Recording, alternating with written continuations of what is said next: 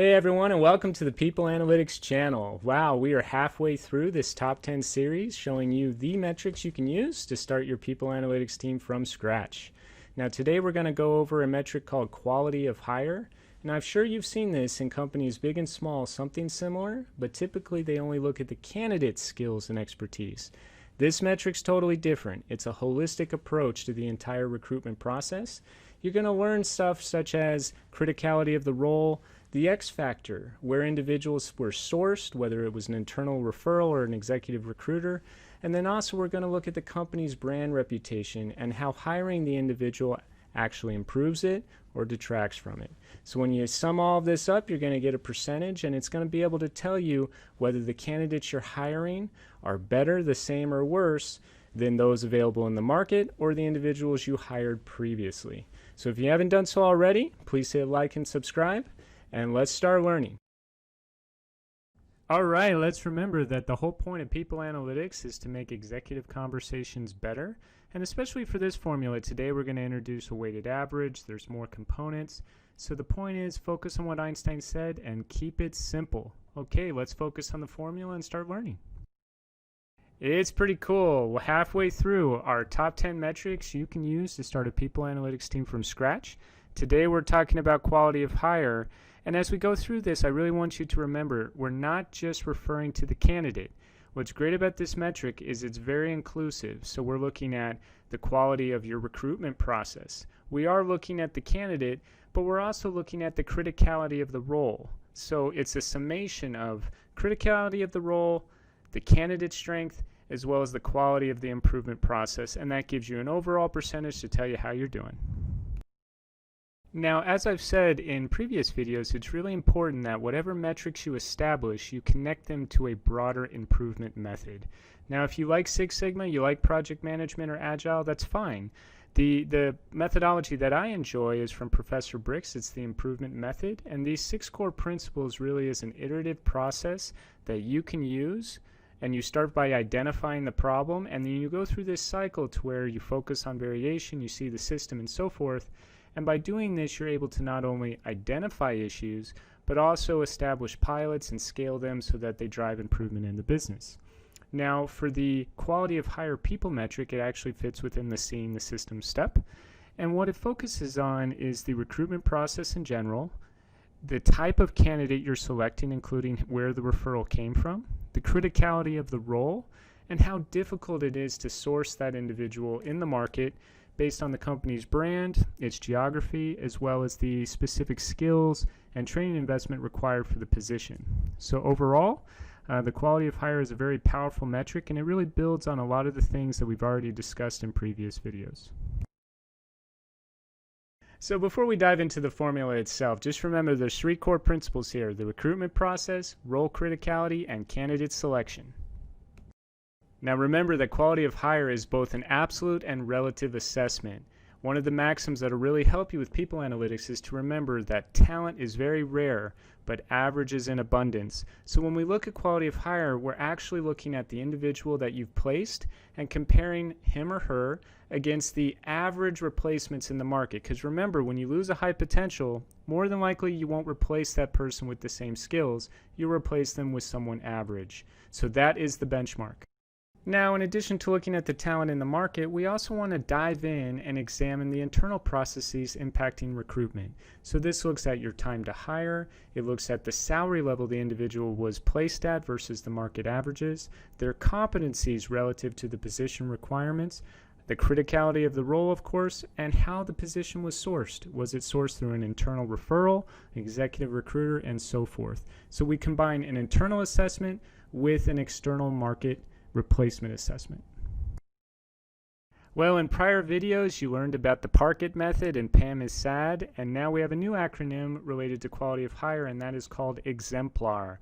Now the EXEMPLAR method is a methodology you can go through to track the quality of your internal recruitment processes as well as the strengths of the candidate, and then also look at the criticality of the role and how your company is positioning itself from a recruitment perspective. So EXEMPLAR method is the next acronym as far as people analytics. So as we progress through the various steps, I just want to remind you, let's keep it simple. The formula has a clearly structured methodology and we'll go step by step. Okay, we're about to dive into the formula. Now, the one caveat I want to give you is that there's a lot of commercials nowadays about R and Python programming, Tableau for data visualization, and so forth. And while these applications are powerful, if all you really know how to do is code, you're basically just a programmer.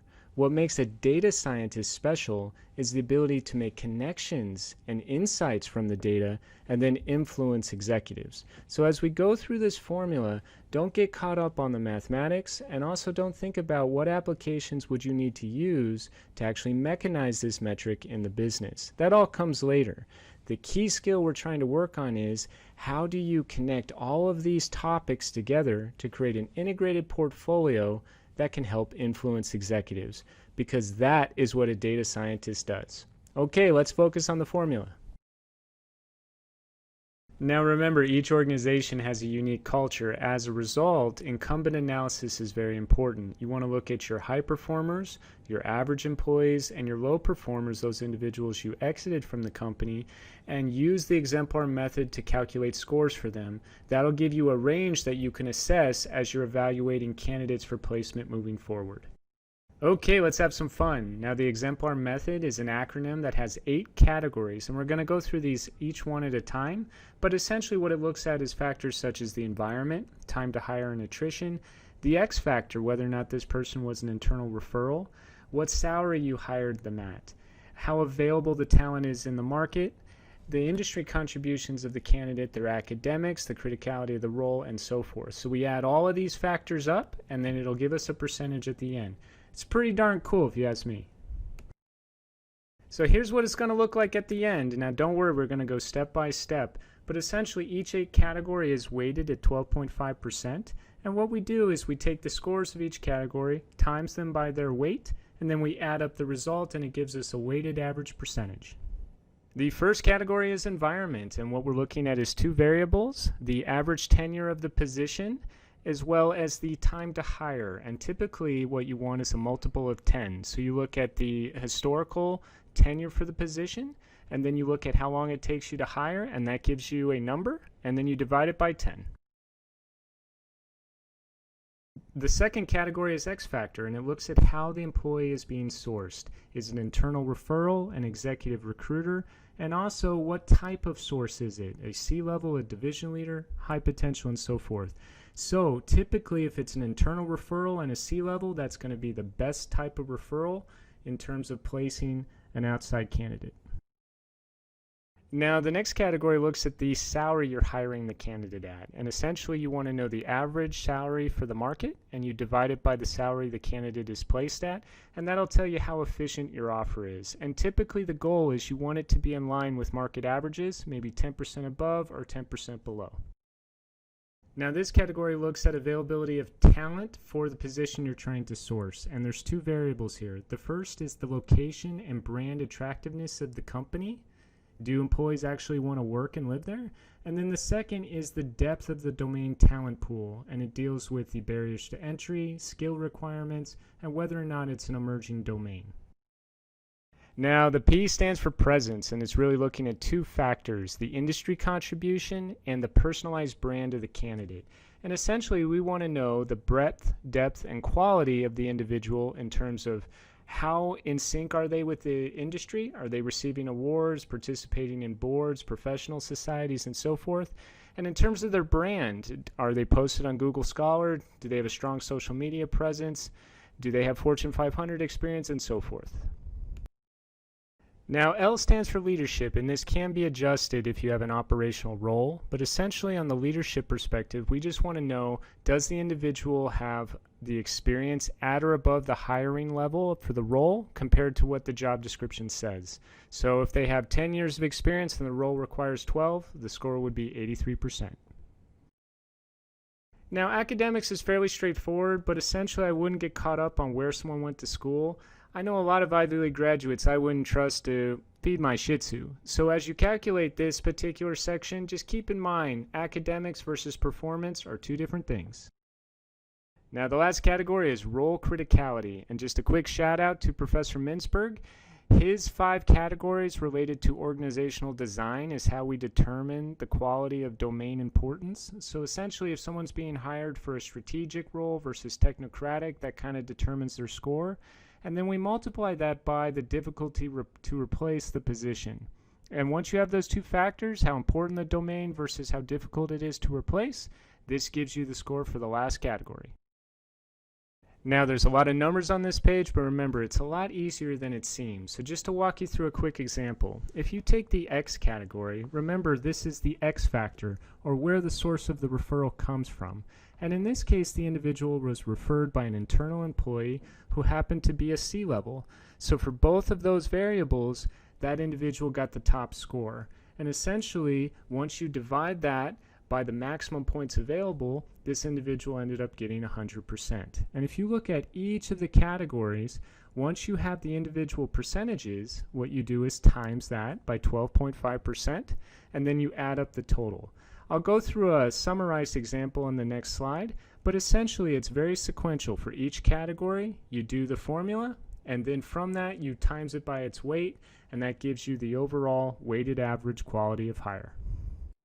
Remember this chart? It's pretty darn cool. So essentially, as you've gone through each individual category and calculated the formulas that apply, once you have that, you just times it by 12.5% because each of the categories have the same weight.